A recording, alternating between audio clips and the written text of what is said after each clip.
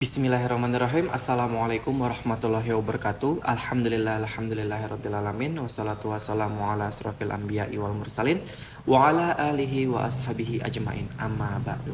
Yang sama-sama kita hormati Bapak Profesor Dr. Haji Syafriyadi SHMA sebagai dosen pengampu pada mata kuliah pengantar ilmu hukum dan rekan-rekan teman-teman yang menonton video ini. Pada video kali ini saya mengambil materi tentang norma-norma dalam ilmu hukum pada mata kuliah pengantar ilmu hukum sebagai ujian tengah semester. Presentasi ini disusun oleh saya sendiri, Fayat Al-Ahnaf, kelas khusus 2024 di Universitas Islam Riau. Baiklah teman-teman, sebelum kita masuk ke pembahasan utama, di sini saya sudah menjadikan presentasinya menjadi 3 poin. Yang pertama ada bab 1 pendahuluan, kedua bab pembahasan, ketiga bab kesimpulan.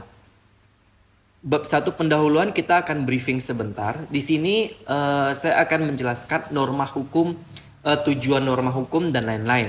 Norma hukum bertujuan untuk 1. Menciptakan kehidupan yang stabil dan tertib. 2. Membantu menjaga kedamaian dan keamanan.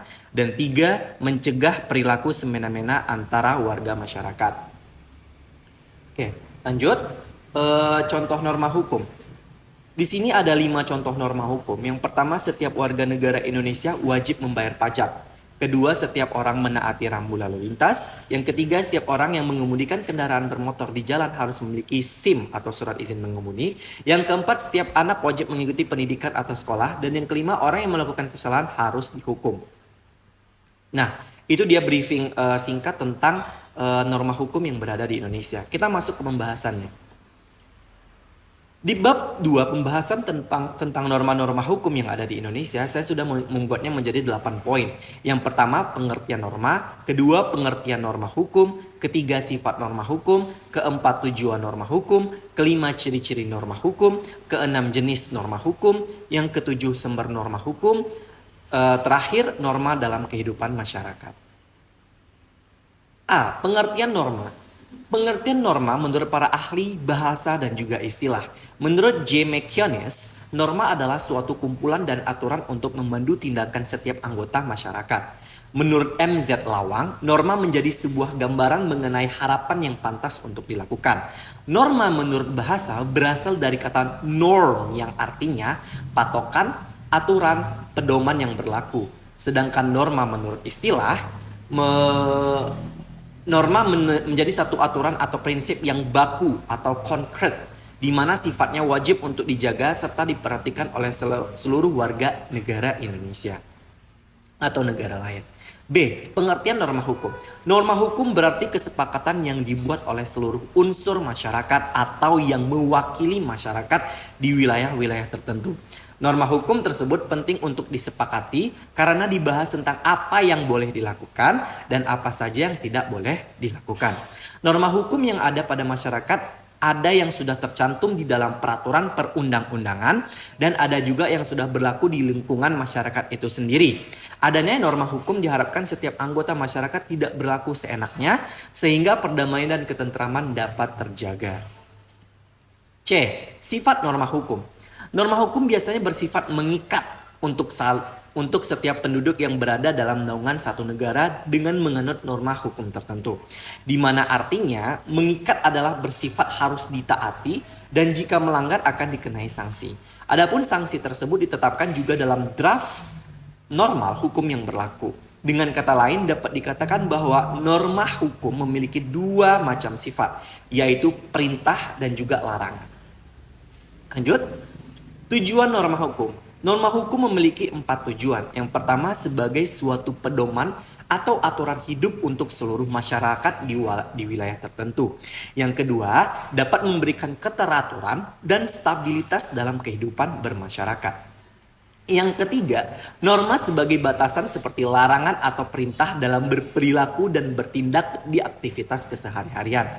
Yang keempat, menjadikan setiap masyarakat melakukan penyesuaian dengan aturan dan norma yang berlaku di lingkungan. Karena setiap lingkungan memiliki tata aturan masing-masing sehingga ketika kita berada dalam lingkungan tertentu maka beradaptasi dengan norma-norma yang berlaku seperti halnya di Aceh dan juga di provinsi-provinsi lain yang memiliki aturan-aturannya masing-masing yang harus kita taati. Maka dari itu kita harus beradaptasi dengan hukum dan norma yang berlaku di daerah tersebut dan juga di negara lain. Ciri-ciri norma hukum.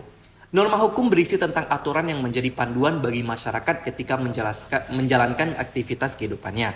Norma hukum tidak dibuat secara semena-mena oleh masyarakat, sehingga untuk memberlakukan keabsahan norma hukum harus disahkan oleh pemerintah atau otoritas hukum resmi, sehingga norma yang berlaku memiliki kekuatan hukum. Aturan dalam norma hukum sifatnya harus dipatuhi, di mana artinya norma tersebut mengikat kepada setiap warga negara yang berada dalam wilayah negara tertentu. Bagi siapapun warga negara yang tidak mematuhi norma-norma yang telah disepakati, maka akan mendapatkan hukumannya atau sanksinya. Untuk itu, norma hukum juga dapat menjadi acuan sanksi untuk yang melanggarnya. Sanksi tersebut bisa beragam, baik hukuman penjara atau pengenaan denda.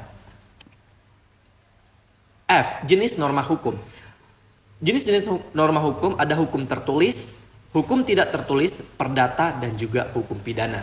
Hukum tertulis merupakan norma-norma aturan yang dibuat oleh lembaga yang berwenang dalam bentuk penulisan. Hukum perdata merupakan bagian dari norma hukum tertulis yang berisi tentang aturan untuk kepentingan seorang individu di lingkungan kelompok sosial masyarakat. Hukum pidana adalah peraturan-peraturan yang menentukan perbuatan apa saja yang dilarang dan tergolong sebagai tindak pidana. Hukum ini juga mengatur apa saja hukuman yang akan diberikan kepada pelanggar-pelanggar tindak pidana tersebut. Hukum tidak tertulis pada dasarnya memiliki tujuan yang sama dengan hukum tertulis. Sifatnya berlaku untuk seluruh pengguna hukum dan mengikat. Akan tetapi, hukum ini tidak secara resmi dituangkan dalam lembaran-lembaran negara yang memiliki kekuatan hukum, seperti contohnya hukum adat. Lanjut, sumber norma hukum di Indonesia itu ada 3, KUHP, Undang-Undang Dasar 1945, dan peraturan pemerintah. Jika ketiga sumber hukum ini saling bergerak atau saling berjalan, maka akan dipastikan ketertiban akan terjadi di Indonesia. Sebegitu juga sebaliknya. Jika ada pelanggaran di KUHP, UUD 1945, dan peraturan pemerintah, maka ketertiban di negara ini akan kacau dan tidak tertib. Lanjut. H. Norma dalam kehidupan bermasyarakat. Di Indonesia ada 3 norma dalam kehidupan bermasyarakat. Norma agama, norma kesopanan, dan norma kesusilaan. Di norma agama, norma yang berlaku di masyarakat yang berupa perintah serta larangan Tuhan yang sudah ada di dalam setiap kitab suci sesuai dengan kepercayaan masing-masing. Norma kesopanan, suatu tindakan yang telah disepakati oleh masyarakat itu sendiri. Biasanya norma ini berlaku terhadap seseorang yang lebih tua dan lebih muda. Contohnya yang muda menghormati yang tua menyayangi yang muda. Norma kesusilaan adalah norma yang ada di dalam lingkungan masyarakat yang dimana bagi pelanggar akan memunculkan rasa bersalah dan menyesal karena telah melakukan kesalahan tersebut. Nah, itu dia bab 2 pembahasan tentang norma hukum. Kesimpulan yang dapat saya tarik dari presentasi ini adalah, kesimpulan norma dalam ilmu hukum adalah norma hukum merupakan aturan yang dibuat untuk menciptakan kehidupan yang tertib, aman, dan damai. Norma hukum bersifat mengikat bagi seluruh warga negara dan bertujuan untuk mengatur perilaku masyarakat. Jika norma hukum ini berjalan dengan baik, ketertiban pada suatu negara akan berjalan. Begitu juga sebaliknya, jika norma ini tidak dijalankan dengan baik, maka tidak akan ada ketertiban di negara tersebut. Mungkin inilah presentasi saya. Jika ada lebih dan kurang mohon dimaafkan. Wabillahi taufiq wal hidayah. Wassalamualaikum warahmatullahi wabarakatuh.